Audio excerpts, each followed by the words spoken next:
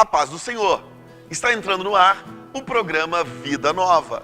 O programa Vida Nova, que é uma realização da Igreja Batista Vida Nova, o Santuário da Família e do Centro de Recuperação Vida Nova. Há mais de 17 anos, transformando vidas e restaurando famílias. E eu sou o Pastor Oliveira, aquele que ora por você.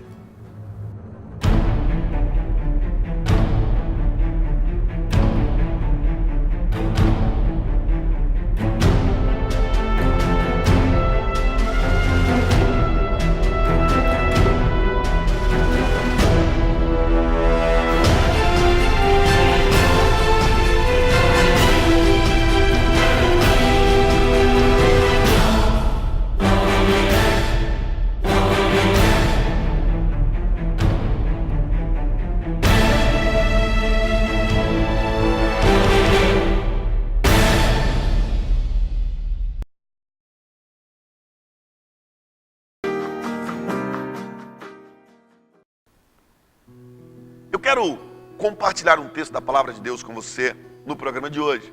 O texto que está em Ezequiel, no capítulo 22, verso 30 e 31.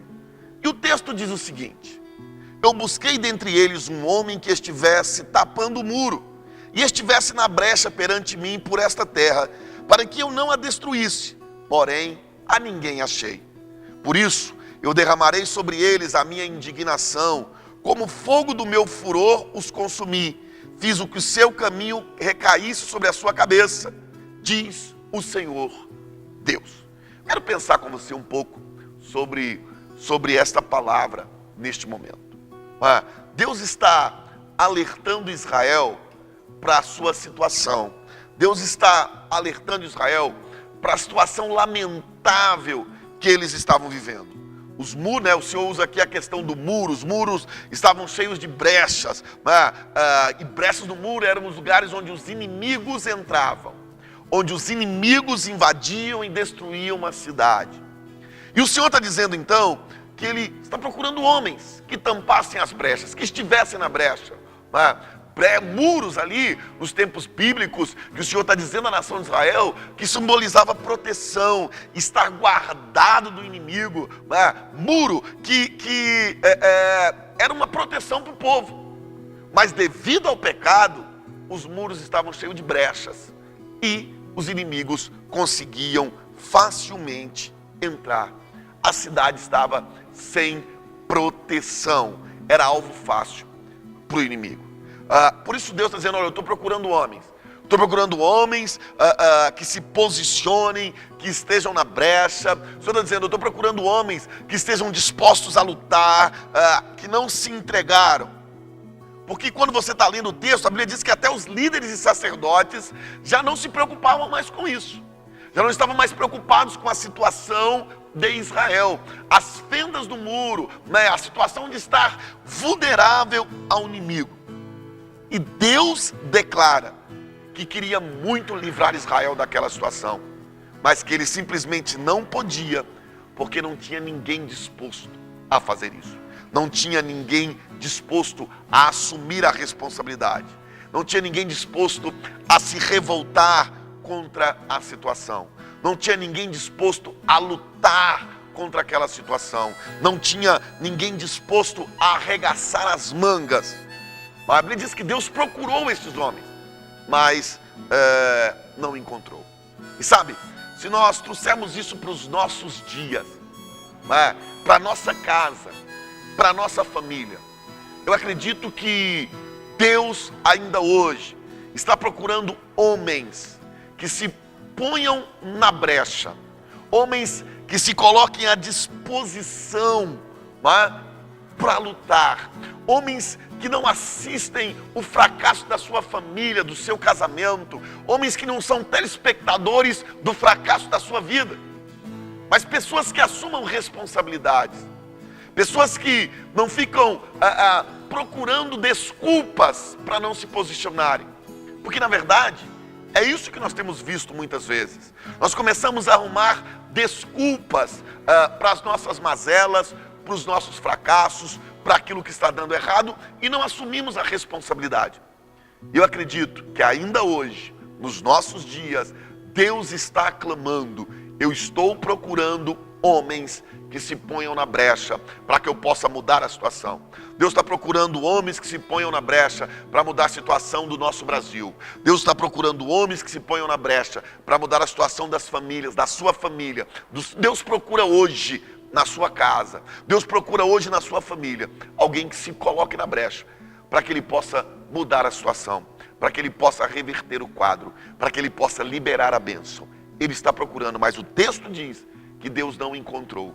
Será que ele tem encontrado alguém nos nossos dias que tem se colocado na brecha? Será que olhando para a sua casa, para a sua família, ele tem encontrado alguém que está na brecha, que arregaçou as mangas e diz: eu não vou assistir o fracasso da minha casa, eu não vou assistir o fracasso do meu casamento, dos meus filhos, da minha vida financeira? Ele está procurando hoje. Então eu quero que você pense um pouco sobre isso, porque no próximo bloco eu quero falar um pouco mais sobre homens que se colocam na brecha. Então não sai daí, daqui a pouquinho eu estou de volta.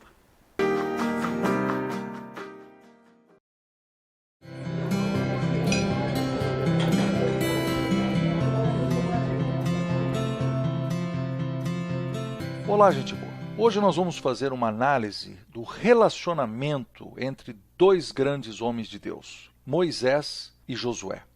Desse lado, então, nós temos Moisés, homem de Deus, legislador, alguém que estava dedicado a dirigir 3 milhões de pessoas, esteve ali presente 40 anos, liderando um povo no deserto. Do outro lado, nós vamos colocar Josué. Josué era um estrategista, era um militar, se tornou um general, foi a pessoa que ajudou o povo a conquistar toda a terra prometida.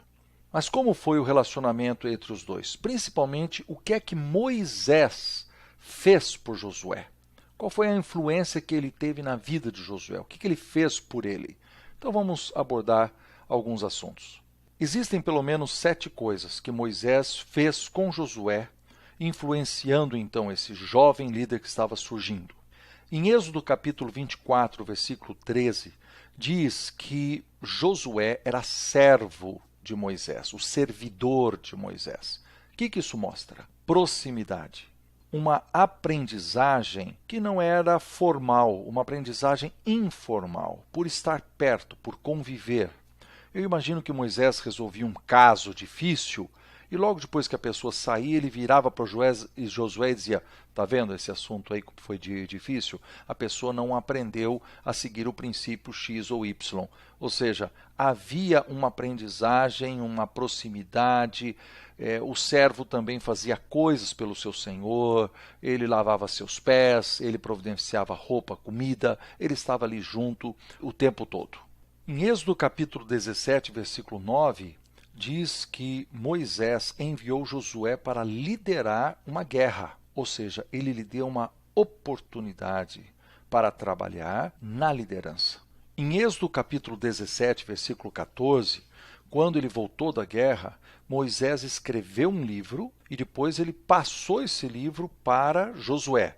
Nós não sabemos se ele passou obrigando Josué a ler ou Josué a copiar. Mas a verdade é que havia um livro, eu acho isso muito importante. Ele era um servo, teve oportunidades, mas ele tinha um livro, algum documento que fazia parte dos seus estudos. Em Êxodo capítulo 24, versículo 13, quando Moisés subiu ao monte para receber os 10 mandamentos, ele levou consigo a Josué.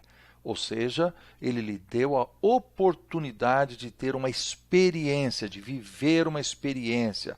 Coisa que a gente deve fazer também com os nossos discípulos, levar para viajar junto, para participar de um retiro espiritual, de ir para uma reunião de oração, fazer uma visita, estar juntos em alguma experiência especial. Em Êxodo 32, versículo 17, diz que Moisés precisou corrigir Josué. Como vocês sabem, a vida não é só feita de alegrias e no processo de discipulado nós precisamos também mostrar aquilo que está errado. Em Êxodo 33, 11, diz que Moisés entrava na tenda para falar com Deus e que Josué não se afastava dali. Ele ficava na porta do lado de fora, sentado ali no chão, aguardando. O líder tinha uma experiência especial com Deus, mas aquele servo manteve a proximidade. Ele dizia: eu quero estar perto, para poder aprender mais, para poder sugar dessa pessoa que é meu líder, minha inspiração, algo mais que vai me servir para o futuro. E por fim, em Números 13:16, diz que Moisés enviou Josué naquela missão de ser um dos 12 espias, que iria então olhar a terra prometida. Era uma missão importante, porque quando ele voltasse, o povo todo deveria tomar uma decisão a partir das informações que ele conseguiria. O que é que nós aprendemos com isso? Que Moisés deu a Josué uma experiência fantástica. Ele era um servo, ele teve a oportunidade de liderar, ele tinha um livro que eles estudavam, ele tinha experiências pessoais, só os dois juntos, ele corrigiu quando foi necessário, sempre estava perto e quando mandou em missão, ele foi e obedeceu. Então, o verdadeiro discipulado exige duas pessoas. De um lado, o verdadeiro discipulador, aquele que influencia de propósito. E do outro lado, o verdadeiro discípulo, aquele que é ensinável, que tem discipulidade, alguém que arrebata para si tudo aquilo que está à sua disposição e usa isso para o seu crescimento. Esse é o homem que não será o mero religioso que eu mencionei no vídeo anterior. Ele nunca será a pessoa da mera religiosidade. Não, porque ele tem transformação verdadeira dentro de si. Ele tem o coração sendo transformado. Tchau, gente boa. A gente se vê aí numa próxima lição de guardanapo.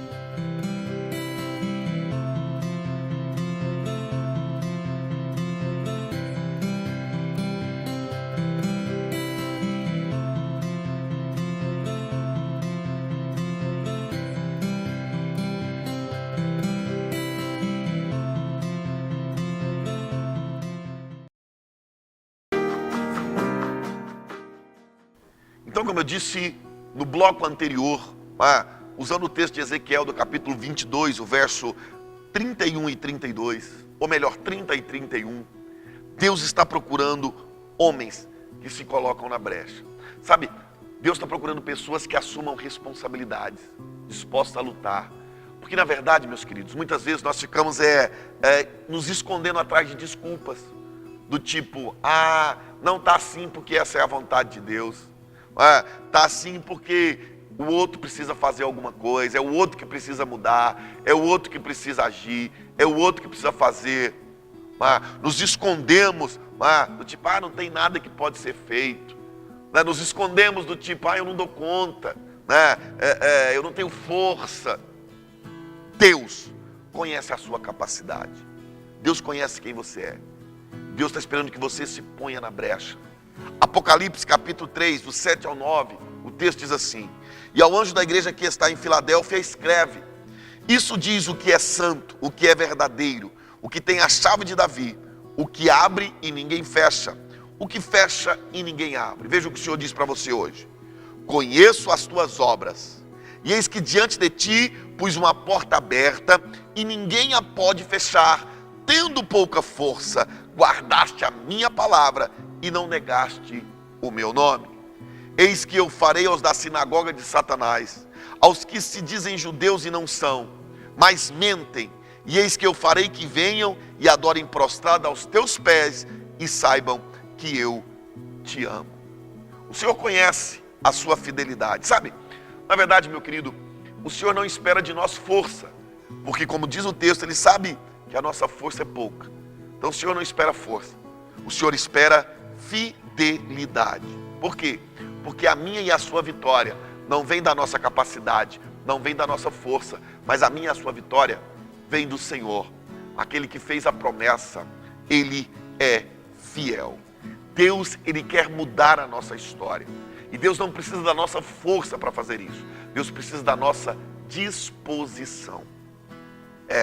Deus só está procurando homens que se ponham na brecha para que Ele mude a história da sua casa, para que Ele mude a história do seu casamento, para que Ele mude a história da sua família, para que Ele mude a sua história. Não seja um telespectador da sua vida, meu querido. Não, arregace as mangas. Deus quer abençoar a sua vida. Deus quer mover sobre a sua vida. E aqui, como Ele disse em Ezequiel, dizendo lá para a nação de Israel, mas eu acredito dizendo isso hoje para mim e para você: Há algo na tua vida que você não está satisfeito. Há uma situação da tua vida em que o inimigo tem levado vantagem. Há uma situação da sua vida que você quer mudar, que precisa ser transformada. Se ponha na brecha hoje. Se levante hoje. Se revolte contra essa situação hoje. E Deus vai usar você para mudar essa história. Você é o agente de milagre que a sua vida precisa. Você é um instrumento de Deus que a sua casa precisa, que a sua família precisa, que a sua igreja precisa, que o Brasil precisa. Deus está procurando homens que se coloquem na brecha. Como Gideão. A Bíblia diz lá em Juízes no capítulo 6, que tudo que Israel produzia, os midianitas vinham e roubavam. Tudo que Israel produzia era saqueado pelos midianitas, a tal ponto dos homens de Israel estarem assistindo isso, desistindo disso, né? Assistindo o seu fracasso, assistindo a sua derrota. Mas a Bíblia diz que um dia, mesmo em meio a tudo isso, Gideão malhava o trigo no lagar. Gideão se posicionou e disse: eu não vou ficar aqui assistindo tudo isso. Os midianitas podem até vir roubar, mas eu não vou ficar aqui parado. Eu vou fazer alguma coisa, eu vou me colocar na brecha. E você conhece a história. Quando ele está malhando o trigo, o Senhor vem, né, o anjo do Senhor vem e diz: varão valoroso, o Senhor é contigo. Você conhece. O Senhor diz: através de você, eu vou livrar Israel das mãos dos midianitas. E eu quero liberar uma palavra profética sobre a tua vida agora. Através da sua vida, Deus vai mudar a história da sua família. Através da sua vida, Deus vai mudar a história da sua igreja. Através da sua vida, Deus vai mudar a história do seu discipulado, da sua célula. Através da sua vida, Deus vai mudar a história do Brasil. Ele está procurando homens que se ponham na brecha, como o Gideão. E se você está disposto a isso, não saia daí, porque daqui a pouquinho eu volto com mais um pouco da palavra de Deus para você, em nome de Jesus.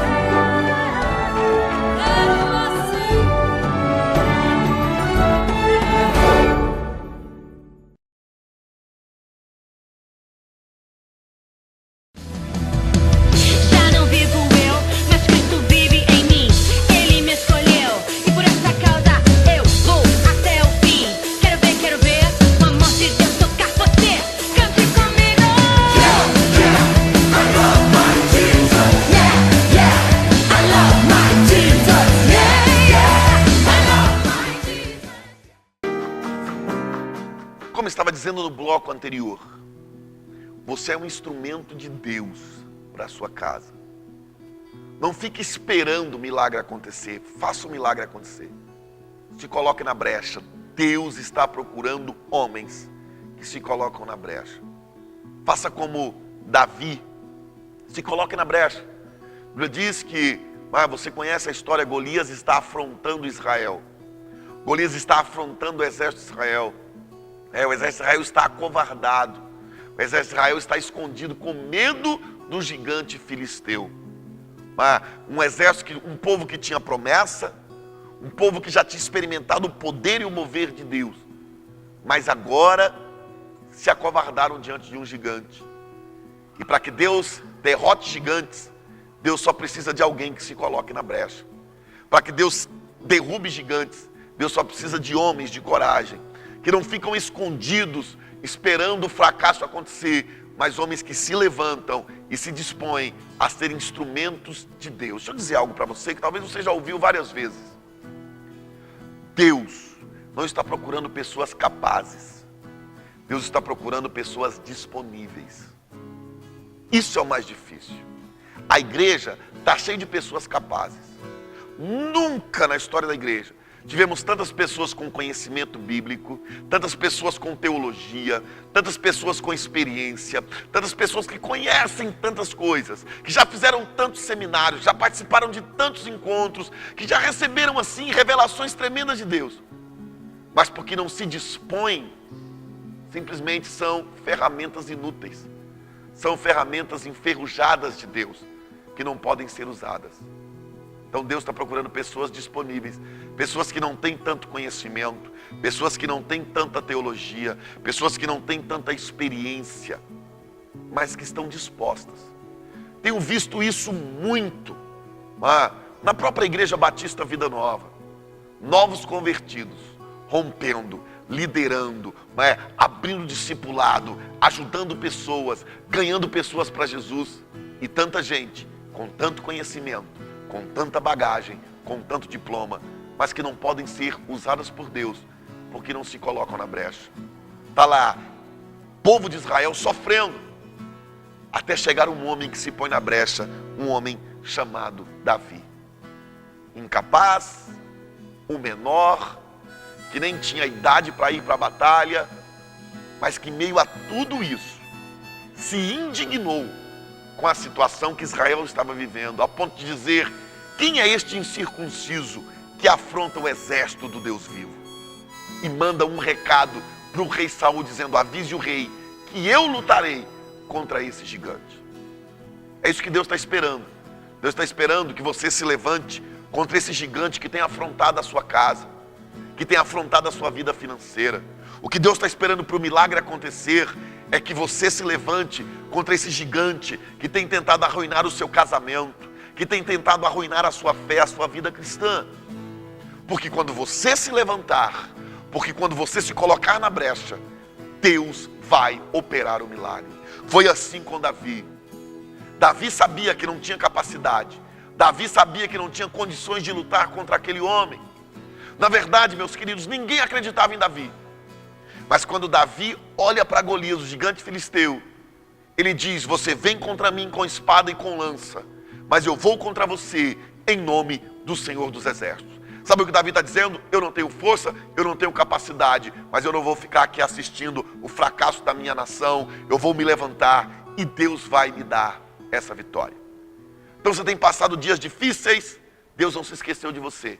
Deus só está esperando que você se coloque na brecha, para que Ele possa usar você e o milagre acontecer. Então, se levante hoje, se coloque na brecha hoje. Você é um instrumento nas mãos de Deus. Eu quero orar por você. Feche os seus olhos. Soberano Deus e eterno Pai. Senhor, neste momento nós oramos e declaramos que nós nos levantaremos contra esta situação. Pai, na verdade nós nos revoltaremos hoje contra o comodismo. Pai, não assistiremos o inimigo brincar com a nossa casa, com os nossos filhos, com o nosso casamento, com a nossa vida, com a nossa saúde. Pai, mas nessa hora, nós nos levantamos, ó Deus, como homens que se colocam na brecha. Homens e mulheres disponíveis para sermos usados pelo Senhor. Declaramos hoje, Pai, que queremos ser instrumentos de milagre na nossa vida. Por isso nos usa com poder, autoridade e unção. Sabemos, ó Pai, que a nossa força é pouca, a nossa capacidade é pouca, mas também sabemos que no Senhor nós somos mais do que vencedores. Por isso, Deus, nós nos dispomos e nos levantamos hoje contra essa situação que tem assolado o nosso país, que tem assolado os nossos lares, que tem assolado as nossas igrejas.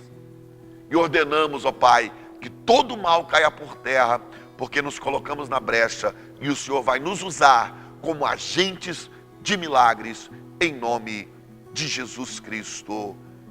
Amém. É isso aí. Daqui a pouquinho eu estou de volta, em nome de Jesus Cristo.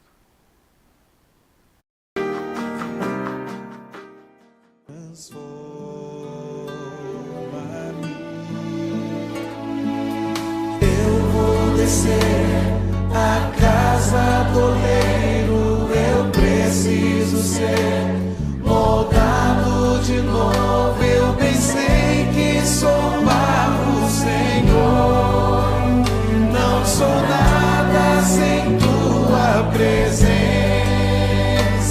ó Deus.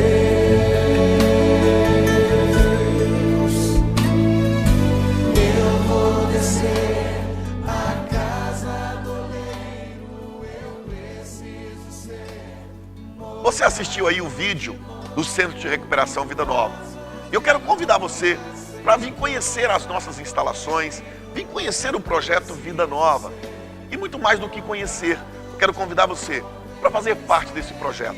Projeto que nasceu no coração de Deus, que há mais de 17 anos tem tirado homens do mundo das drogas e tem restaurado ele e as suas famílias, e mais que isso, tem levado eles a servir ao Senhor, a entregar a sua vida a Jesus. Então você que me assiste, você empresário, você meu irmão, minha irmã, você que o seu coração queima pelas almas, você que entende que Deus te chamou, Deus salvou você para através de você ganhar outras pessoas, venha fazer parte desse projeto. Você pode fazer a sua doação, você viu aí as nossas contas, os nossos telefones, venha nos ajudar, nós precisamos da sua ajuda e que Deus te abençoe. Chegamos ao final do programa Vida Nova, eu espero ver você no próximo programa. Que Deus abençoe a tua vida. Espero que Deus tenha falado ao teu coração. Um beijo no teu coração.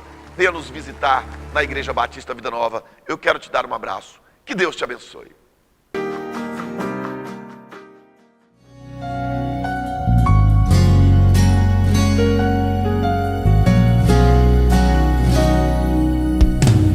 Não quero mais viver assim. Quero atender o teu chamado a mim. O velho homem vou deixar pra trás. O meu passado não importa mais. Tudo que eu quero é te seguir. Não posso mais sofrer assim. Quero seguir o que tu tens pra mim.